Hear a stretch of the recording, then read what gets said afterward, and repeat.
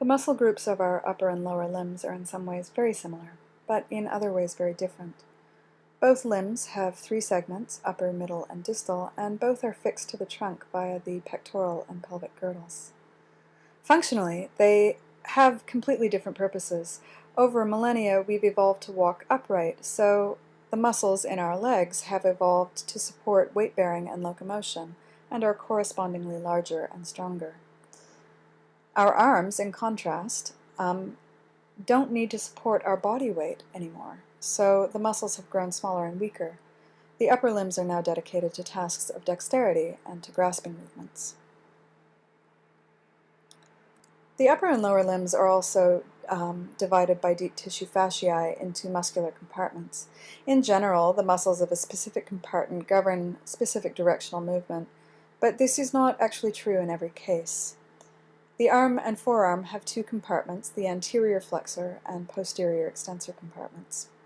The thigh has four, the anterior extensor, posterior flexor, lateral abductor, and medial adductor. The lower leg has four compartments, the anterior, deep posterior, superficial posterior, and the lateral. The flexor compartment in the upper limb is anterior, where the flexor compartment in the lower limb is posterior. If we look at placement of the thumb in the anatomical position, it points laterally, whereas the great toe is medial in placement.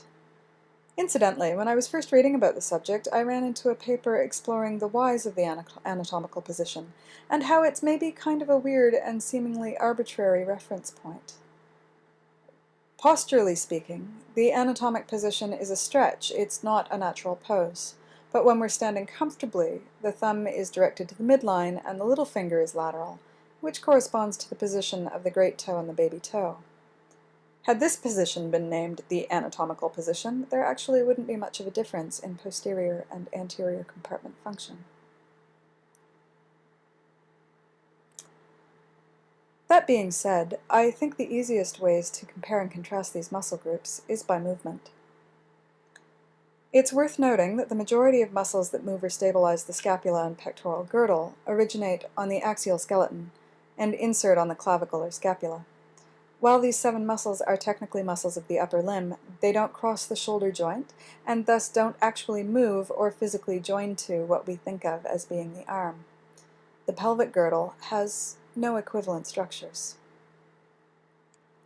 The primary extensor of the shoulder is the latissimus dorsi, which originates on the axial skeleton and crosses the shoulder to move the arm. The gluteus maximus is a brother to the lat. Similarly, it's one of the largest muscles in the body. It's a major extensor, and, just like the lat, originates on the axial skeleton. The pectoralis major and the deltoid are the primary agonists of flexion in the shoulder. The fibers of the pecs and anterior delts run parallel to each other. They're very closely related. They actually look like the same muscle, as they're only separated by a very small fascial compartment. In the anterior compartment of the thigh, the iliopsoas is the other muscle that originates on the axial skeleton.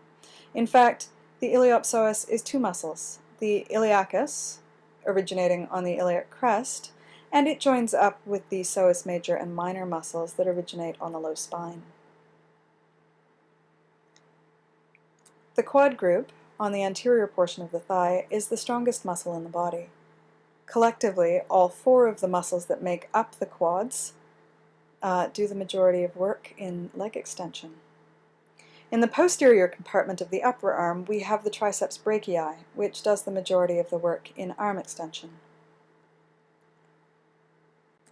The muscles that flex the leg are the hamstring group, the gracilis and the adductor group in the medial compartment, and the sartorius.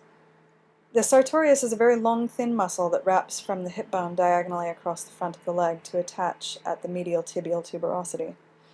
It acts as both flexor of the leg, extensor of the thigh, and allows for both lateral and medial rotation of the thigh and leg, respectively.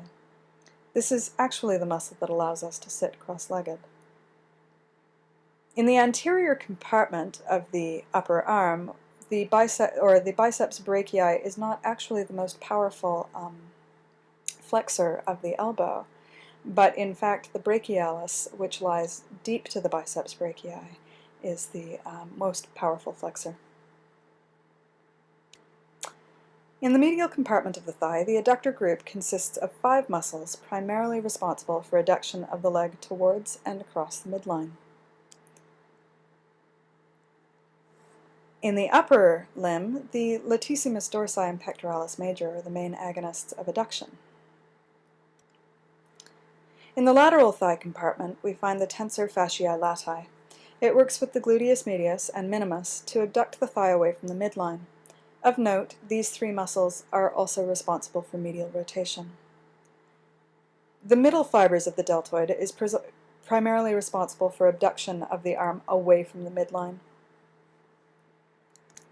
Again, the muscles that govern medial rotation of the legs are those that work for abduction. The muscle most responsible for medial rotation of the shoulder is actually the subscapularis. The subscapularis is one of 4 rotator cuff muscles that attach the scapula to the humerus. Lateral rotation, as demonstrated here in dancer turnout, is governed by muscles of the posterior thigh compartment working synergistically. And then the infraspinatus and teres major, again of the rotator cuff, work as agonists to laterally rotate the shoulder. In the tibialis anterior of the anterior compartment is responsible for dorsiflexion. Muscles of the anterior compartment of the forearm are responsible for wrist flexion. The gastrocnemius and the soleus collectively insert on the Achilles tendon, and they're known as the triceps surae. The triceps surae are the main agonists of plantar flexion. All of the muscles that plantar flex, or point the foot, are in the posterior compartment of the leg. Muscles of the posterior compartment of the forearm are primarily wrist and finger extensors.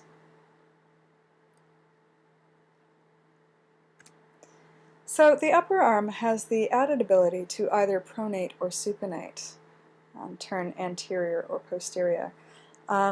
This movement is governed by the pronators on the pronator side, and the biceps brachii for supination. And if you think about pronation and supination, it allows us to wave like the Queen of England. And while the terms pronation and supination are often applied to the ankle and the foot, it's actually a different movement entirely, better termed eversion and inversion, because the movement is in no way the same as pronation and supination.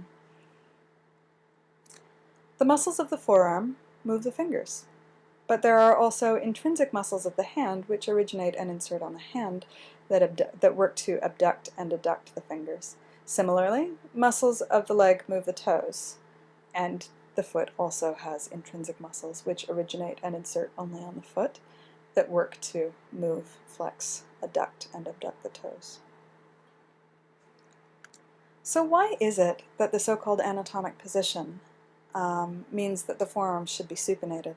Should we continue to use this model even though it's an unnatural posture and differentiates compartments perhaps unnecessarily? Or have we been using it for so long that there is actually no point in changing our point of reference? I didn't find any satisfactory answers to these questions.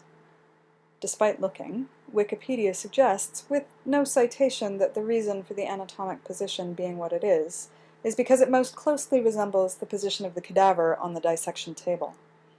I couldn't actually find any solid evidence to support that assertion, although it does seem quite logical.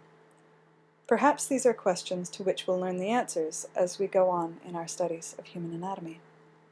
Thank you for listening.